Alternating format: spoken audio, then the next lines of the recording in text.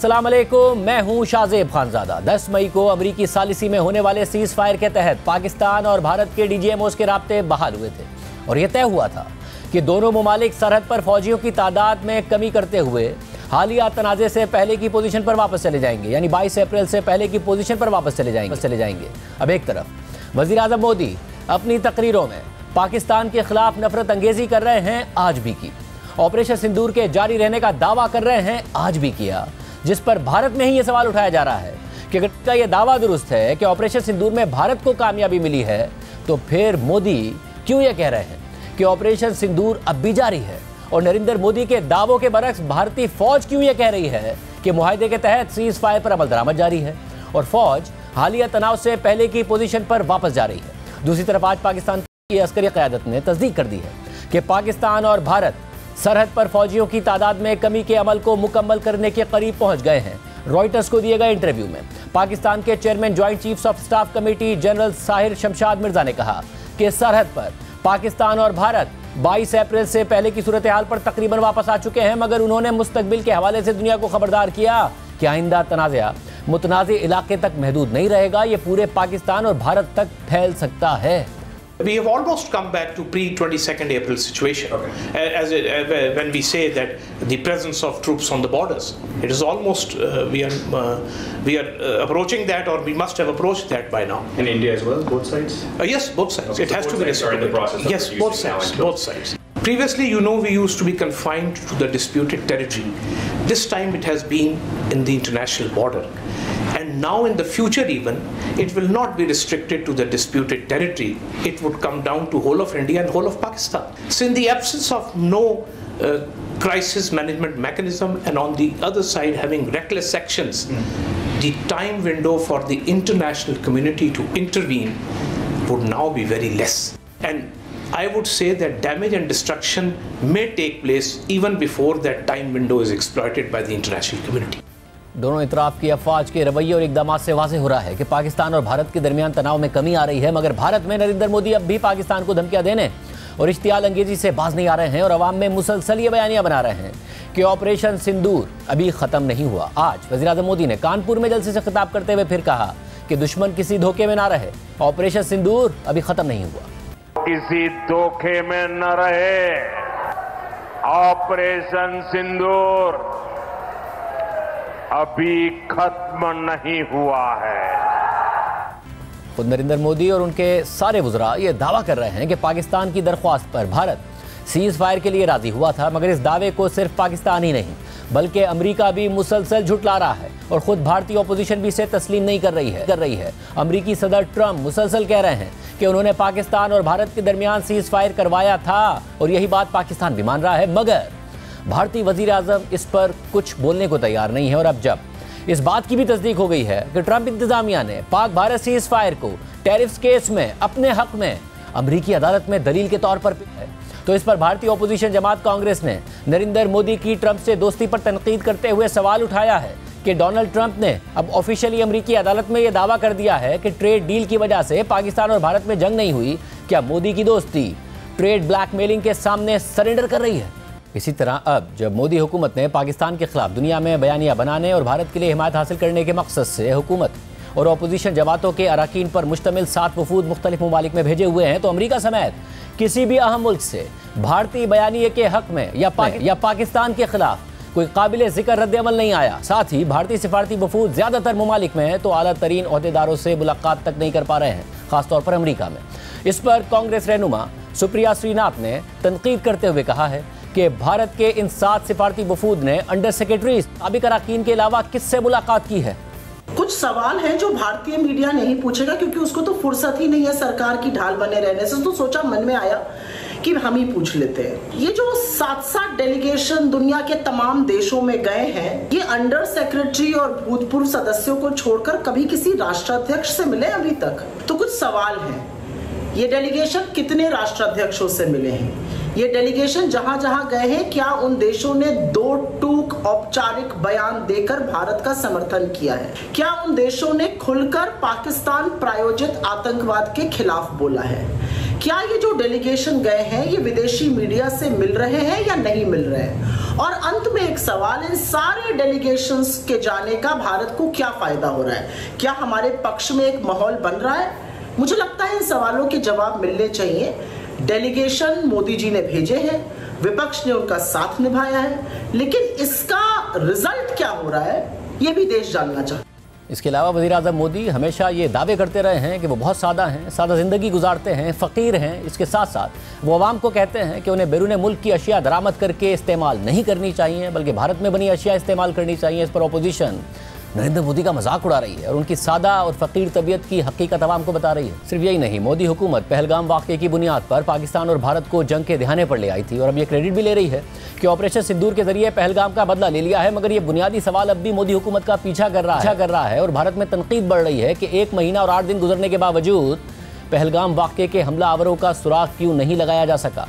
भारतीय इंतहा पसंद तंजीम शिवसेना यूबीटी के रहनुमा और राज्यसभा के रुकन संजय रावत ने कहा है कि पहलगाम के दहशतगर्द शायद बीजेपी में शामिल हो गए होंगे। अभी तक आतंकवादी पकड़े नहीं गए, वही बीजेपी लगातार कांग्रेस को ही टारगेट कर रही है। आतंकवादी तो शायद बीजेपी में प्रवेश किया होगा, इसलिए पकड़े नहीं जाते हैं। वो जो 6 आतंकवादी है पहलगाम वाले, वो इसलिए पकड़े नहीं जाते कि शायद वो एक दिन आपको बीजेपी कार्यालय से प्रेस नोट आ जाएगी, वो 6 लोगों ने बीजेपी में प्रवेश किया है, तो आप भूल जाइए सब। भारत ने बगैर किसी सबूत के पहलगाम वाक़े का इल्ज़ाम पाकिस्तान पर लगा दिया और 6 और 7 मई की रात को पाकिस्तान पर जारहियत का आगाज़ कर दिया। मगर पाकिस्तान की फौरी जवाबी कार्रवाई के दौरान भारत को रफाल समेत 6 जंगी तैयारों का नुकसान उठाना पड़ा। भारत सरकारी सतह पर तो तैयारी गिरने की तस्दीक या तरदीद नहीं कर रहा है, मगर आलमी मीडिया और भारतीय तज्ज़ियाकारों के बाद अब खुद बीजेपी के सीनियर रहनुमा सुब्रमण्यन स्वामी ने एतराफ़ कर लिया है कि पाकिस्तान ने भारत के 5 जंगी तैयारे मार गिराए हैं। उन्होंने रफाल तैयारों की डील पर भी तनकीद की। लीडर ऑफ अपोजिशन ने एक बात बोली कि हमारे जहाज गिरे हैं, कितने गिरे हैं बताइए। 5 पाकिस्तान ने अपने जहाज को बेचकर गिराया था हमारा। उसमें कुछ चाइना का भी रोल था सर? चाइना के प्लेन्स तो चाइना के ही थे, चाइना के लोगों ने नहीं किया। चाइना ने जो हवाई जहाज दी थी वो बहुत बढ़िया हवाई जहाज थी, और फ्रांस के जो थे वो उतना बढ़िया नहीं थे, और हमारे उनके जो हवाई जहाज है उन्होंने 5 को गिराया था। आपका मतलब रफेल ने अच्छा काम नहीं किया? रफेल तो पर्याप्त नहीं है हमारे देश के लिए। वो उसमें क्या क्या भ्रष्टाचार हुआ ये तो दूसरी बात है। मोदी रहते हुए हम इस पर जांच नहीं कर सकते, क्योंकि होने नहीं देगा वो। इसके अलावा कांग्रेस रहनुमा शशि थरूर की क़यादत में भारतीय सिफारती वफ्द कोलंबिया पहुंचा तो शशि थरूर ने कोलंबिया की हुकूमत से ही शिकवा कर दिया कि आपको सिर्फ हमसे हमदर्दी करनी चाहिए थी, आपने पाकिस्तान में हमारे हमले में मारे जाने वाले पाकिस्तानियों से दिली ताज़ियत क्यों की। We were a little disappointed in the reaction of the Colombian government, which apparently expressed heartfelt condolences on the loss of lives in Pakistan after the Indian strikes, rather than sympathizing with the victims of terrorism. और अब पाकिस्तान का वफ्द दुनिया को बताने के लिए रवाना हो रहा है। बिलावल भुट्टो ज़रदारी क़यादत करेंगे। उस वफ्द में मौजूद होंगी नायब सदर पीपल्स पार्टी, साबिक सफ़ीर बराए अमेरिका और पाकिस्तान के सिफारती वफ्द की रुकन श्री रहमान साहिबा। श्री साहिबा बहुत शुक्रिया मुझे ज्वाइन करने के लिए। आज आप भी रवाना हो रही हैं। ज़ाहिर है पाकिस्तान को अपना केस दुनिया के सामने रखना है। इस सब में एक ऐसी सिचुएशन है जिसमें नरेंद्र मोदी रुक नहीं रहे हैं। वो मुसलसल कह रहे हैं ऑपरेशन सिंदूर जारी है और हम कार्रवाई करेंगे। उनके डिफेंस मिनिस्टर भी कह रहे हैं। पाकिस्तान के जो chairman joint chiefs of staff committee हैं साहिर शमशाद मिर्ज़ा साहब, उन्होंने दुनिया को इस हवाले से तनबीह की है कि अगर ये तनाज़ा दोबारा हुआ तो मुतनाज़ इलाके तक नहीं रहेगा, ये पाकिस्तान और भारत तक फैल सकता है। आपका वफ्द क्या दुनिया को बताने जा रहा है, इश्तियाल अंगेज़ी बताने जा रहा है, क्या क्या इस हवाले से बताएगा? शुक्रिया शाहजेब। एक तो आपने देखा कि ये 6-7 वफूद घूम रहे हैं अलग अलग ममालिक में, पाकिस्तान के खिलाफ एक चार्जशीट लिए, और ये चार्जशीट इनकी मैं समझती हूँ नाकाम रही है। और इस इन द सेंस कि जहाँ अभी कोलंबिया गए हैं थरूर साहब, वहाँ उन्होंने काफ़ी खुद बरहमी का इजहार किया उसी हुकूमत पर, और सदर ट्रंप के हवाले से भी कोई ऐसे अच्छे अल्फाज उन्होंने नहीं इस्तेमाल किए। तो एक तो ये देखिए, डिप्लोमेसी का पहला रूल ही होता है कि आप जहाँ जा रहे हैं आप उनकी तौहीन और घातक ना करें। ये पता नहीं इस वक्त अपने जज्बात को काबू नहीं कर पा रहे। हमारी टीम इस तरह के कामों में नहीं मुलव्विस है। देखिए, पहले तो हम अपना एजेंडा लेके जाएंगे, ये नहीं कि उनके ही एजेंडे पर दिफा करते रहे, मगर रियलिस्टिक हमें भी होना है कि एक उन्होंने, जैसे आपने अभी क्लिप सुनाया, आतंक यानी कि टेरर का उन्होंने एक ठप्पा आपके माथे पर लगा दिया है और वो ही बार बार मतलब रिपीट पे प्ले कर रहे हैं। तो ये बात भी हम अच्छी तरह उनको ठोक बजा के सुनाएंगे कि भाई आप देख लें पाकिस्तान का रिकॉर्ड पिछले 20 साल से क्या है। सबसे बड़ी ग्राउंड वॉर दुनिया की पाकिस्तान लड़ रहा है टेररिज्म के खिलाफ जी, और ये 2008 से हो रही है। एक के बाद एक आपके नए नए कभी रद्दुल फसाद होता है, कोई ना कोई इस तरह हमारे ऑपरेशंस चलते हैं, एक्सटेंसिव ग्राउंड सीटी ऑपरेशंस, कभी अफगानिस्तान से तो कभी आप बलूचिस्तान जो हिंदुस्तान का ने वहाँ हब बनाया हुआ उसका सामना कर रहे होते हैं। आप हमारे इन्वेस्टर्स को अटैक करते हैं, आप जो मर्जी आए करते हैं। और अगर सबूत की बात करनी है तो सबूत तो हमारे पास है। सर्विंग मिलिट्री ऑफिसर वो इटली का तो नहीं है ना, कुलभूषण यादव कहाँ से आया आपके पास? वो क्या कर रहा था वहां पे? सहूलत कारी कर रहा था, वो कह चुका है। अच्छा, आप हमने कोई जंग का तबल तो नहीं बजाया ऐसा हुआ तो ये हमारे रवैये में और उनके रवैये में, एक तो हमें भारत के हवाले से जो उन्होंने यहाँ किया है इतना पीछे हट के नहीं रहना चाहिए था। मैं समझती हूँ बहुत हमने मौके इस तरह के गंवाए हैं जहाँ हमने बात नहीं की और इंटरनेशनली बात सामने नहीं ले गए। बट आई थिंक इस दफ़ा जो इन्होंने जंग हम पर मुसल्लत की, क्योंकि वो मुसल्लत हुई है, ये भी बात करनी है कि ये जंगजू हैं, ये एक ऐसी डॉक्ट्रिन लेके बैठ गए हैं जिसमें फुस्तायत का रंग उनके RSS ideology, Hindutva Republic ideology कुट कुट के आ चुका है। अब वो एक खतरा है इस खित्ते के लिए और दुनिया के लिए, क्योंकि ये मुस्तकिल एस्केलेट करना चाह रहे हैं।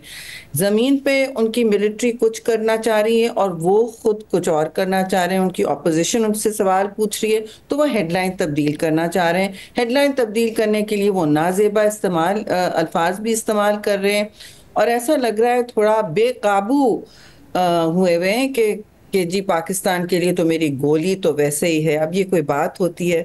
फिर देखिए, पानी की जो बात है, दुनिया में किसी जंग में पानी नहीं वेपनाइज हुआ, ये हथियार नहीं बना गया। इनकी कोशिश है इस सवाल को अवॉइड करें और इस पर दुनिया को प्रॉपर आगाही नहीं है। इंडस रिवर सिस्टम हमारी लाइफ लाइन है, ये हमारी रग है, बिल्कुल शाह रग है कश्मीर की तरह। ये रोज लोगों को लाइवलीहुड देती है जी।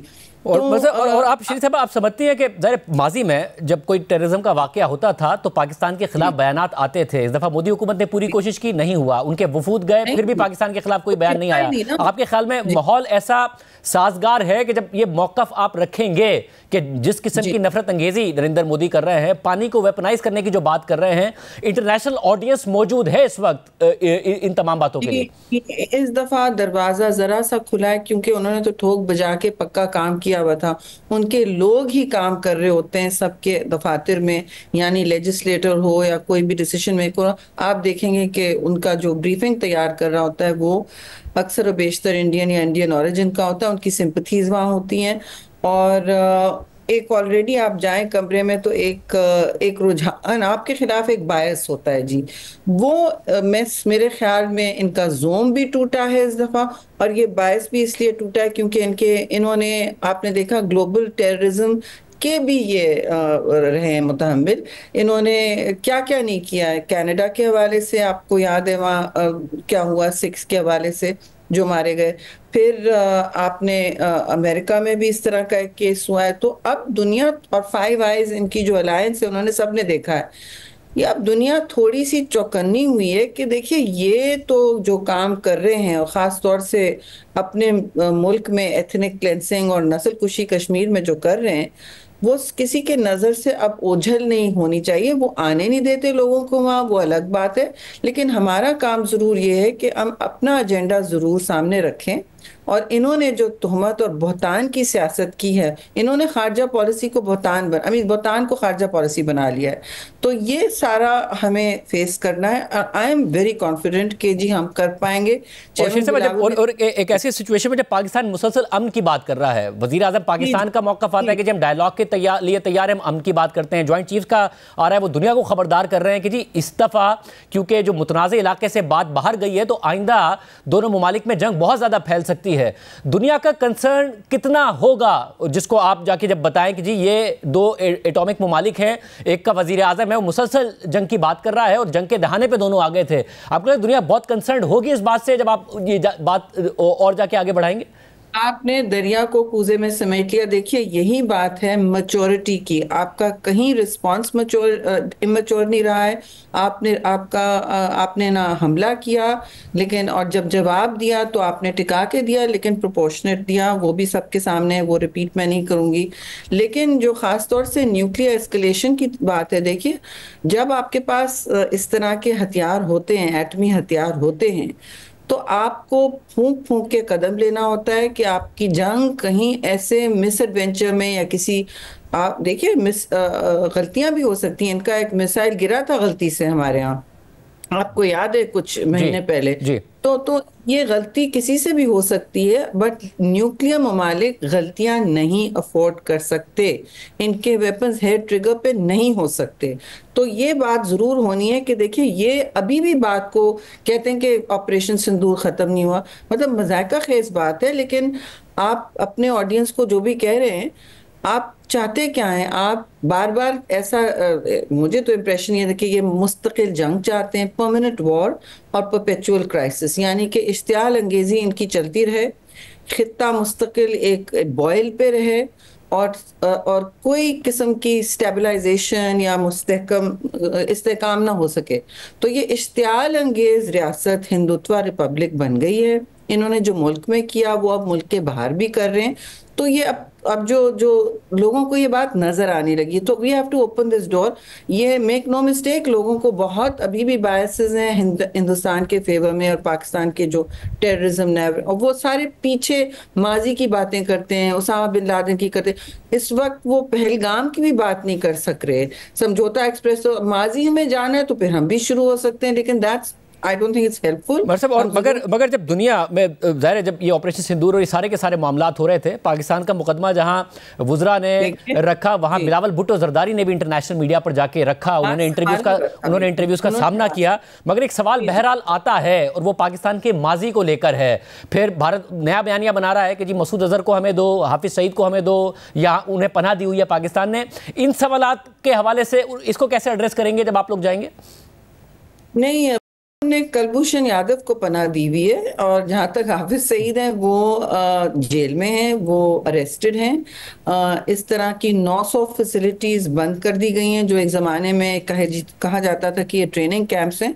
वो यूएन की टीम्स ने जाके देखा है, उन्होंने कहा है कि बिल्कुल सही है, अब ये कोई क्लिनिक बन गई है, कोई स्कूल बन गया है, ये पंजाब गवर्नमेंट की तहवील में है अब।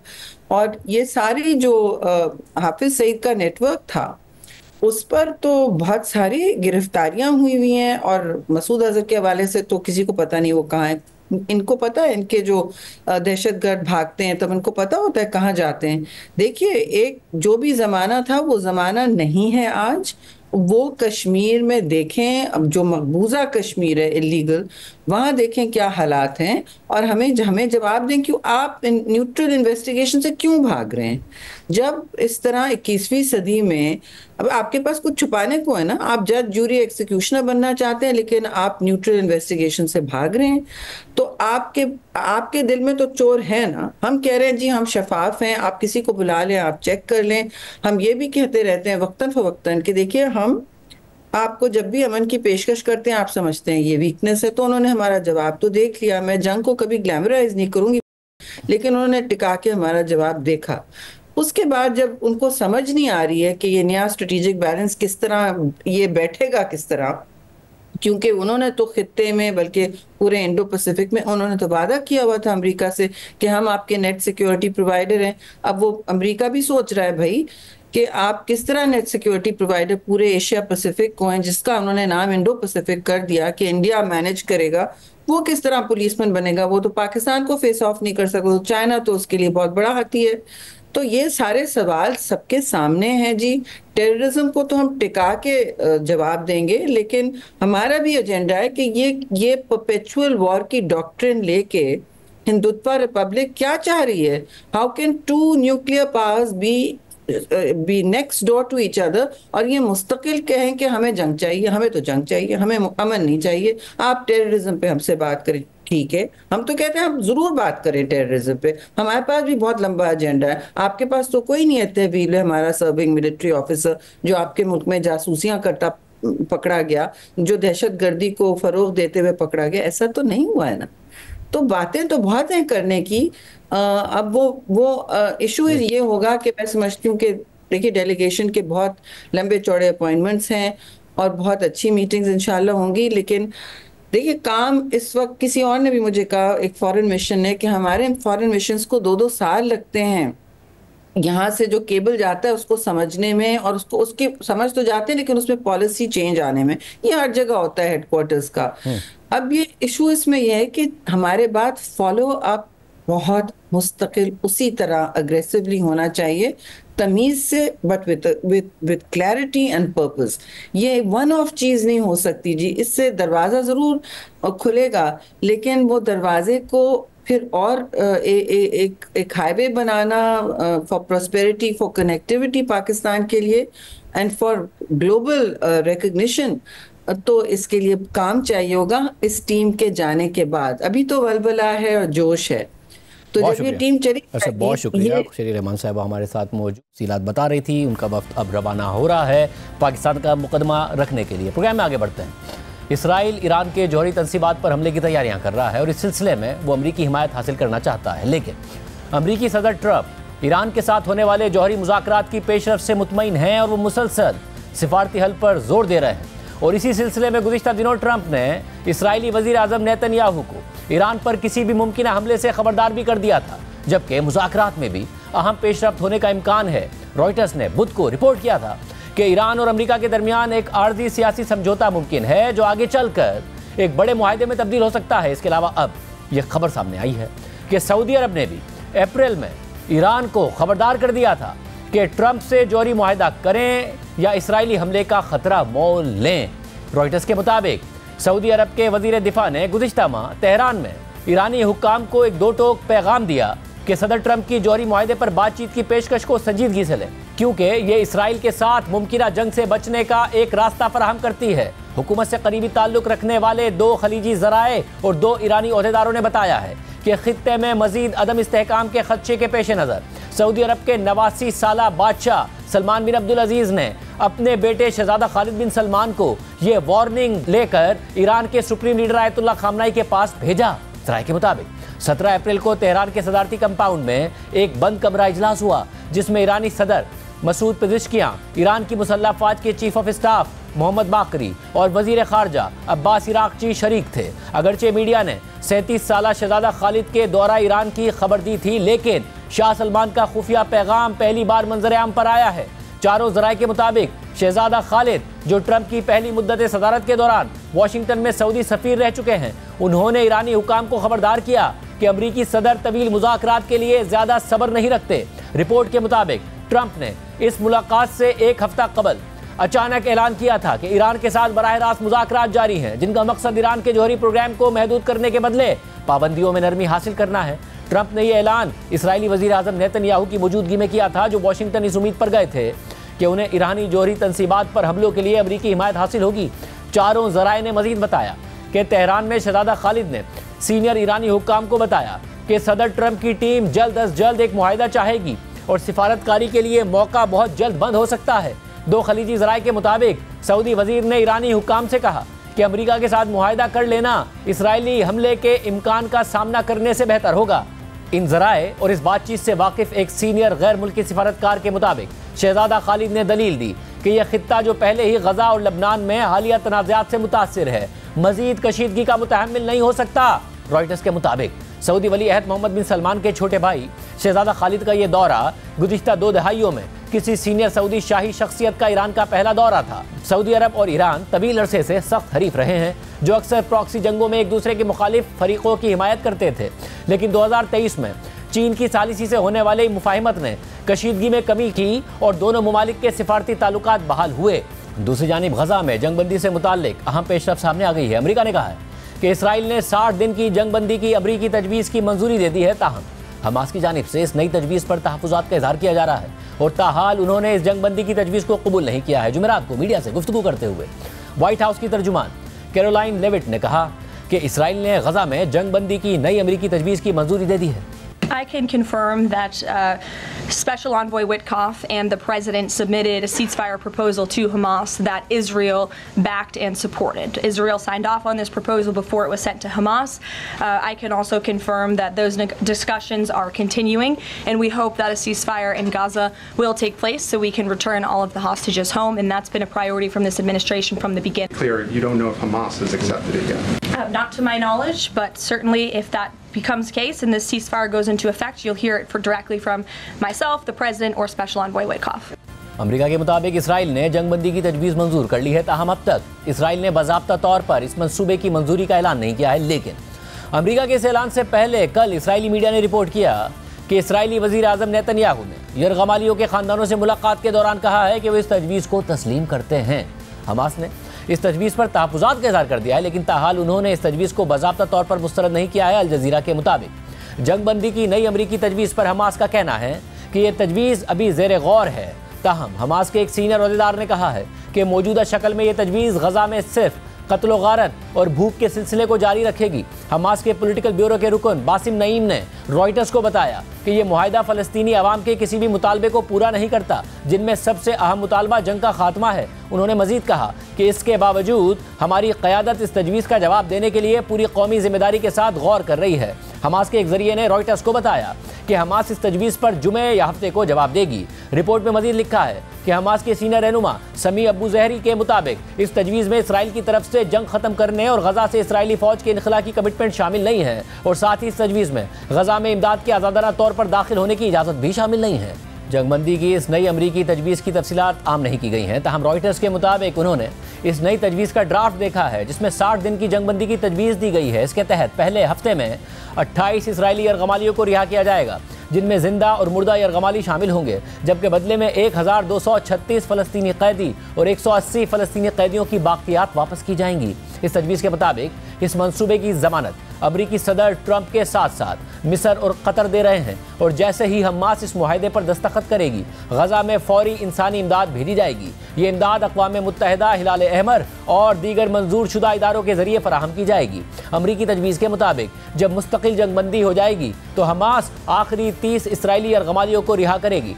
ड्राफ्ट में यह भी बताया गया है कि जैसे ही जंगबंदी का आगाज़ होगा, इसराइल गजा में अपनी तमाम फौजी कार्रवाइयाँ बंद कर देगा। साथ ही इसराइली फ़ौज मरहलावार अपने फ़ौजियों को पीछे हटाएगी। इसके अलावा इसराइली अखबार टाइम्स ऑफ इसराइल ने इस नई अमरीकी तजवीज़ का मुकम्मल ड्राफ्ट शाया कर दिया है और इस हवाले से दावा किया है कि मुज़ाकरात से वाकिफ़ 2 ज़राए ने इसकी तस्दीक भी कर दी है। इस ड्राफ्ट के मुताबिक जंगबंदी की मुद्दत 60 दिन होगी और सदर ट्रंप इस बात की जमानत देते हैं कि इसराइल इस दौरान जंगबंदी की पाबंदी करेगा। इस ड्राफ्ट के मुताबिक 58 में से 10 जिंदा और 18 हलाक इसराइली यरगमालियों को जंगबंदी के पहले दिन और 7वें दिन रिहा किया जाएगा।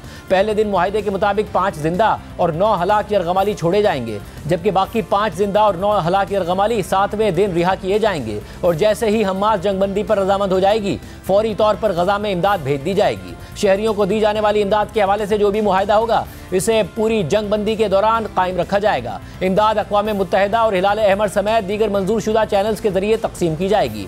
ड्राफ्ट के मुताबिक जैसे ही ये मुआहिदा नाफिज होगा, गजा में तमाम इसराइली फौजी कार्रवाइयाँ बंद कर दी जाएंगी। जंगबंदी के दौरान हर रोज़ गजा में निगरानी के लिए इसराइली फ़िज़ाई मूवमेंट 10 घंटे बंद रहेगी और यरगमाली और कैदियों के तबादले वाले दिन यह वक्त 12 घंटे होगा। जंगबंदी के 7वें दिन मज़ीद यरगमालियों की रिहाई के बाद जनूबी गजा में इसराइली फ़ौज की दोबारा तैनाती होगी, जो इमदाद और मंजूर शुदा नक्शों के मुताबिक होगी। इस दौरान टेक्निकल टीम्स इसराइली फ़ौज की तैनाती की हतमी हदूद पर मुज़ाकरात करेंगी। ड्राफ्ट के तहत जंगबंदी के पहले दिन सालिसों और गारंटर्स की निगरानी में मुस्तकिल जंगबंदी के लिए ज़रूरी इंतजामात पर मुज़ाकरात शुरू होंगे और इन मुज़ाकरात में बाकी इसराइली यरगमालियों के तबादले की शराइत और फ़लस्तीनी कैदियों की तादाद के तयन समेत इसराइली फ़ौज की दोबारा तैनाती, वापसी और गजा में तवील मुद्दती सिक्योरिटी इंतजामात पर गुफ्तगू होगी।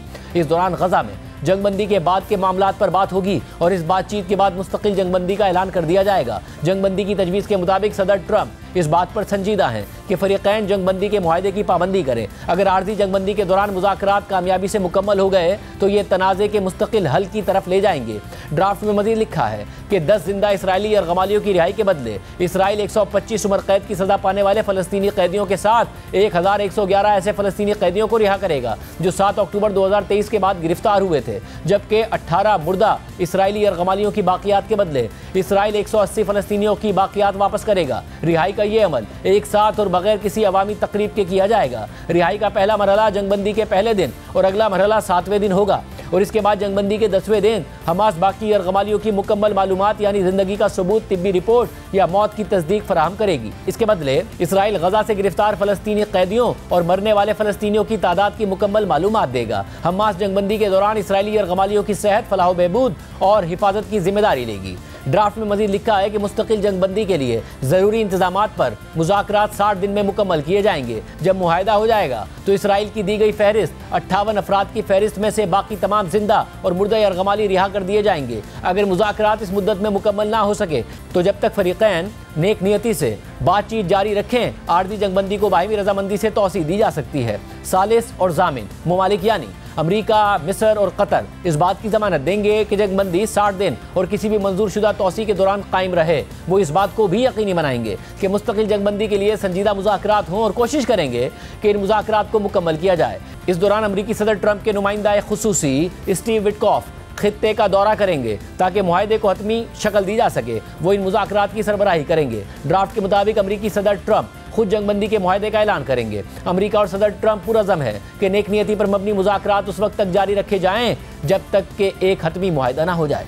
अमेरिका के इस नए मुजव्विज़ा जंगबंदी ड्राफ्ट पर हमास के तहफ़्फ़ुज़ात से मुतालिक BBC ने लिखा है कि हमास को इस मुजव्विज़ा मंसूबे से 3 मसाइल हैं। पहला ये कि हमास के मुताबिक इस मुजव्विज़ा मुआहदे में कहीं ये नहीं लिखा गया कि ये सीज़ फायर देर पा जंगबंदी की शक्ल इख्तियार करके जंग ख़त्म करने का बाइस बनेगा। दूसरा ये कि मुआहदे में ये वाज़ेह नहीं किया गया है कि नाम निहाद इंसानी इमदाद के कवायद क्या होंगे। गुज़िश्ता जंगबंदी के दौरान अक़वाम मुत्तहिदा की एजेंसियों और दीगर फलाही इदारों के 400 से 500 इमदादी ट्रक गजा में रोज़ाना दाखिल होते थे। और आखिर में ये कि ये वाज़ेह नहीं है कि इसराइल गजा से फ़ौजियों का इनखला करते हुए उन्हें वापस आखिरी सीज़ फायर वाली पोजीशंस पर ले जाएगा या नहीं। रिपोर्ट में मज़ीद लिखा है कि हमास की जानिब से इस बारे में मज़ीद खदशात सामने आ रहे हैं, जिनमें यह बताया जा रहा है कि उनकी जानिब से अमेरिका से जो बात बैक चैनल्स के जरिए की जा रही थी, ये मुजव्विज़ा मंसूबा इससे अक्सर मुख्तलिफ है। हमास के कमांडर ने BBC को बताया कि उनका मानना है कि इसराइल मुफ्त में यरगमालियों की रिहाई चाहता है और हमास ऐसा होने नहीं देगा। इसके अलावा BBC ने लिखा है कि हमास के एक सीनियर एहलकार ने बताया है कि हमास की जानिब से इस मंसूबे को मुस्तरद कर दिया जाएगा।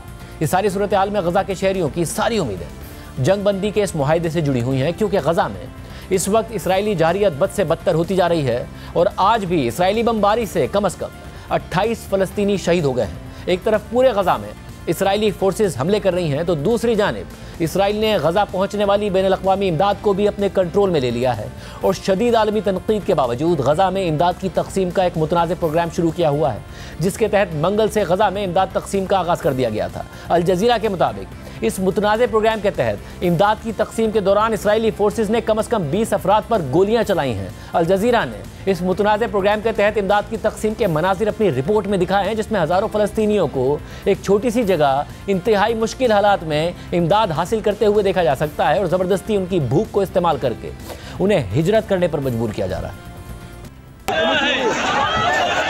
ये दोपहर के मनाजिर हैं। हज़ारों फ़लस्तीनी जो फाका कुशी का शिकार हैं, वो यहाँ नाम निहाद गजा ह्यूमैनिटेरियन फाउंडेशन के तहत खुराक की तकसीम के लिए मुख्तस किए गए एक मकाम पर इमदाद लेने के लिए आए हैं। हमें एक छोटी सी जगह पे लाइन में खड़ा कर दिया गया। 1.5-2 घंटे बाद मेरी बारी आई तो मुझे एक बॉक्स पकड़ा दिया गया। लोग बहुत भूखे थे और उन्होंने झपट कर खुराक छीनने की कोशिश की और फिर इसराइली फौजियों ने हवाई फायरिंग शुरू कर दी। गजा ह्यूमैनिटेरियन फाउंडेशन को इसराइल और अमेरिकी हुकूमत ने कायम किया है और इसे अक़वाम मुत्तहिदा और उसकी मंजूर शुदा एजेंसीज की जगह इमदाद बांटने का काम सौंप दिया गया है।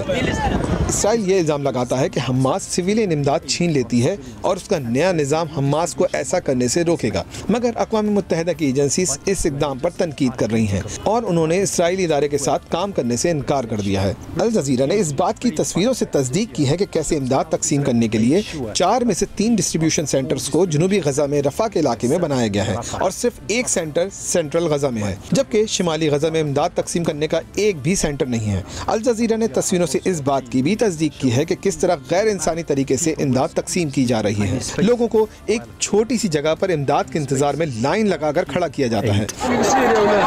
मुक़्तादों का ख्याल है कि इसके पीछे इसराइल की हिकमत अमली ये है कि शिमाली गजा से लोगों को खाने की तलाश में ज़बरदस्ती जनूबी गजा की तरफ नकल मकानी के लिए मजबूर किया जाए और जब वो जनूबी गजा में पहुँच जाएं तो उन्हें कभी भी वापस शिमाली गजा में ना जाने दिया जाए। इसलिए ये तनकीद की जा रही है कि इसराइल भूख को एक हथियार के तौर पर इस्तेमाल कर रहा है और इंसानी इमदाद को फ़लस्तीनियों की नस्लकुशी के लिए इस्तेमाल कर रहा है। गजा के फाका कशी का शिकार अवाम कह रहे हैं कि उनके पास खाने की तलाश में नकल मकानी करने के अलावा कोई रास्ता नहीं है। We found people gathering flour off the ground, so we went to this place and found humanitarian aid being distributed. The distributing entity did not ask for identification or anything. They just asked for citizens to take the boxes. It's been over 88 days since the crossings were closed, and we are suffering from severe famine. इसके अलावा Israeli forces ने शुमाली गजा में अलूदा अस्पताल बंद करने का भी हुक्म दे दिया है। आलमी इदारा सेहत का कहना है कि अस्पताल में अब भी 13 मरीजों समेत 97 अफराद मौजूद हैं। गजा में इसराइली जारियत पर अब इसराइल के मगरबी इत्तेहादी भी खुलकर आवाज़ उठा रहे हैं, इसराइली हुकूमत पर तनकीद कर रहे हैं। आज सिंगापुर में फ्रांसीसी सदर मैक्रोन ने कहा है कि अगर इसराइल ने गजा में इंसानी इमदाद की राह में रुकावटें डालने का सिलसिला जारी रखा तो फ्रांस अपना मौक़िफ़ मज़ीद सख्त कर सकता है। मैं समझता हूँ कि हर चीज़ इस बात पर मुनहसर है कि आइंदा इसराइली हुकूमत क्या करेगी, और आज ये बात वाज़ेह नज़र आ रही है कि हम मौजूदा सूरत हाल को कायम नहीं रहने दे सकते। इसराइल ने जिस तरह गजा के अवाम को महसूर कर दिया है, इससे सूरत हाल बहुत बिगड़ गई है। ये सूरत हाल काबिल कबूल नहीं है और ये ज़रूरी है कि गजा के अवाम को पानी, खुराक और अद्वियात पहुँचाई जाएँ, ज़ख्मियों को वहाँ से निकाला जाए। ये सब तरजीही बुनियादों पर किया जाना चाहिए, और अगर आने वाले घंटों और दिनों में इसराइल ने इस हवाले से इक़दामात न किए तो हमें अपनी पोजीशन सख्त करना पड़ेगी और उन उसूलों को लागू करना होगा जो हमने अपने लिए मुतय्यन किए हैं, और वो उसूल ये हैं कि इंसानी हुकूक की खिलाफ वर्जी करने वाले इक़दामात को रोका जाए और पाबंदियाँ लगाई जाएँ। मगर इसराइल के वज़ीर दिफा इसराइल काट्स ने अपने इत्तेहादी फ्रांस के सदर मैक्रोन को सख्त जवाब देते हुए कहा है कि वो कागजात पर फ़लस्तीनी रियासत को तस्लीम करेंगे, मगर हम ज़मीन पर यहूदियों की इसराइली रियासत बनाकर दिखाएंगे। कागजात को तारीख के कूड़ेदान में फेंक दिया जाएगा, मगर इसराइली रियासत तरक्की करती हुई आगे बढ़ेगी। हमें पाबंदियों की धमकियां मत दो, क्योंकि तुम हमें मजबूर नहीं कर सकते। इसराइली रियासत धमकियों के आगे नहीं झुकेगी। ये इसराइल का रवैया है अपने इत्तेहादियों के साथ, जिन्होंने हमेशा उसका साथ दिया है। इससे पहले कनाडा, बरतानिया और फ्रांस ने इसराइली हुकूमत के इक़दामात पर सख्त रद्द-ए-अमल देते हुए पाबंदियों की धमकी दी थी। इसी तरह इसराइल के अहम यूरोपीय इत्तेहादी जर्मनी के चांसलर ने भी इसराइल पर तनकीद की है। जो कुछ इसराइली फौज गजा की पट्टी में कर रही है, मुझे बिल्कुल समझ नहीं आ रहा कि आखिर ये सब करके वो क्या मकसद हासिल करना चाहते हैं। सिविलियन आबादी को इस अजाब में मुब्तला करना, जो कि हालिया दिनों में और ज्यादा हो रहा है, इसको किसी भी सूरत हमास के खिलाफ जंग के नाम पर जस्टिफाई नहीं किया जा सकता। आलमी दबाव के साथ साथ इसराइल के अंदर भी नेतन्याहू के इक़दामात पर सख्त तनकीद की जा रही है। 2 साबिक इसराइली वज़ीर आज़म और इसराइली फ़ौज के साबिक deputy chief of staff Netanyahu की हुकूमत पर फ़लस्तीनियों की नस्लकुशी और जंगी जराइम के इर्तिकाब का इल्ज़ाम लगा रहे हैं, जबकि बुध को इसराइल में जंग के 600 दिन मुकम्मल होने पर हज़ारों अफराद ने इसराइली हुकूमत के खिलाफ मुजाहरा भी किया था। इससे पहले साबिक इसराइली वज़ीर आज़म एहूद ओलमर्ट ने इसराइली अखबार हैरिट्स में एक आर्टिकल लिखा था जिसका उन्वान था इनफ इज़ इनफ। इसराइल जंग मुर्तकिब हो रहा है, उन्होंने ये लिखा। एहूद ओलमर्ट ने इस आर्टिकल में मज़ीद लिखा कि इसराइल गजा में जंगी जराइम कर रहा है और हज़ारों मासूम फ़लस्तीनी मारे जा रहे हैं, साथ ही कई इसराइली फ़ौजी भी हलाक हो रहे हैं। इस वक्त इसराइली हुकूमत एक ऐसी जंग लड़ रही है जिसका ना कोई मकसद है, ना ही कोई वाज़ेह हदफ है, और ना ही कोई मनसूबाबंदी है, और ना ही इसकी कामयाबी का कोई इम्कान है। एहूद ओलमर्ट ने मज़ीद लिखा कि इसराइल के क़याम के बाद से आज तक कभी ऐसी जंग नहीं लड़ी गई। नेतन्याहू की सरबराही में एक क्रिमिनल गैंग ने इसराइल की तारीख में एक ख़तरनाक मिसाल कायम कर दी है। हालिया हफ्तों में बेमकसद मारे जाने वाले फ़लस्तीनियों की तादाद खौफनाक हद तक बढ़ चुकी है। गजा में हालिया कार्रवाइयों का जायज़ और कानूनी जंगी मकासद से कोई ताल्लुक नहीं है। यह अब एक प्राइवेट सियासी जंग बन चुकी है। साबिक इसराइली वज़ीर आज़म ने मज़ीद कहा कि जो कुछ हम गजा में कर रहे हैं वो तबाही की जंग है।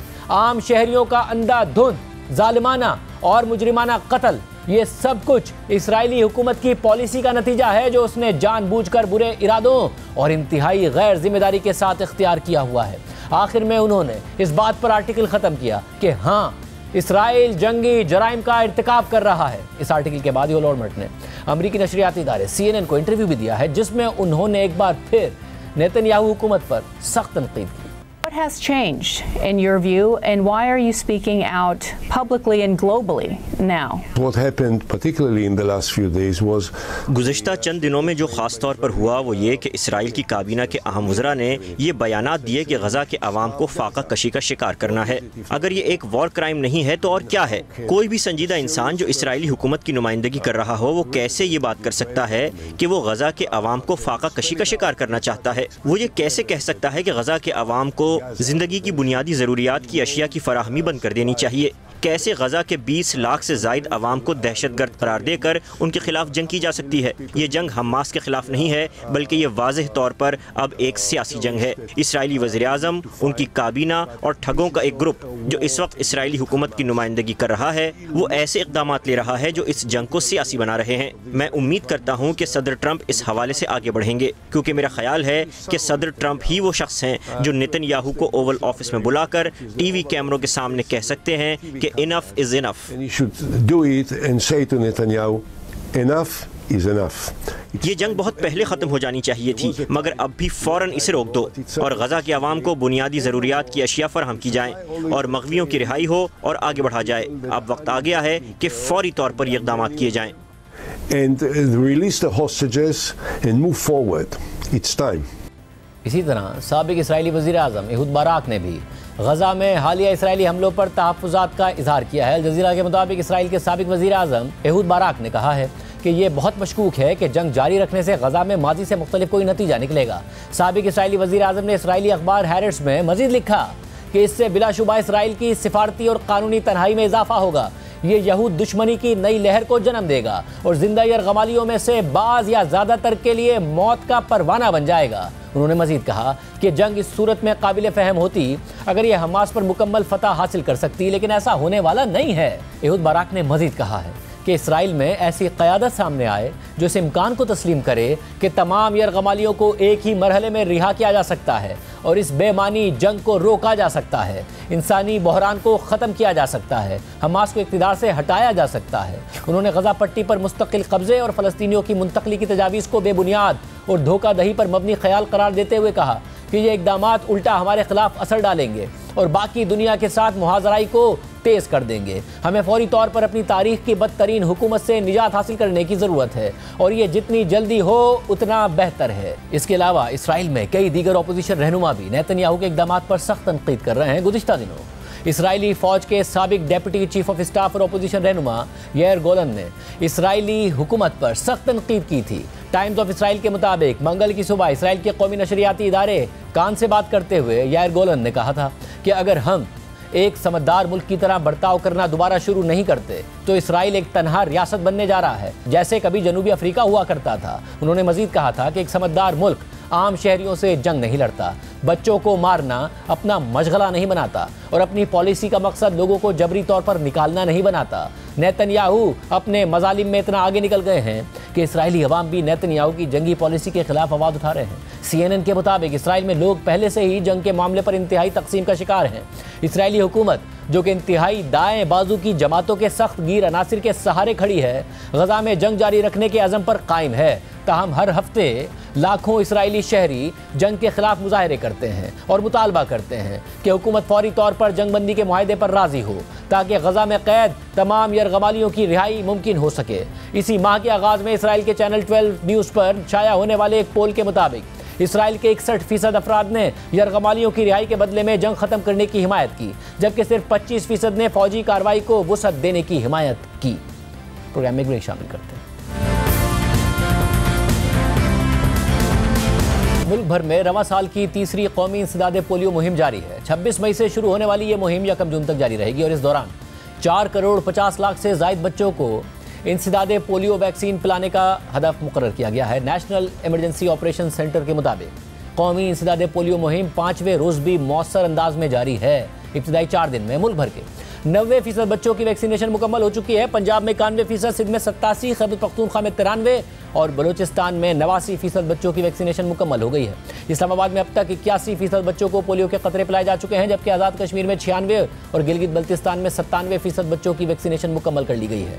इंसदादे पोलियो की ये मुहिम पाकिस्तान और अफगानिस्तान में बैक वक्त जारी है और ये मुहिम इस लिहाज से भी अहम है कि गुज़िश्ता साल मुल्क भर में 74 पोलियो केसेस रिपोर्ट हुए थे, जिसमें सबसे ज़्यादा 27 केसेस बलूचिस्तान में, फिर 23 केसेस सिंध में और खैबर पख्तूनख्वा में 22 केसेस रिपोर्ट हुए थे और पंजाब और इस्लामाबाद से एक पोलियो केस रिपोर्ट हुआ था। गुज़िश्ता हफ्ते खैबर पख्तूनख्वा के ज़िला लकी मरवत और बनू से पोलियो के 2 नए केसेस सामने आए, जिसके बाद रवां साल पोलियो केसेस की कुल तादाद 10 हो गई है।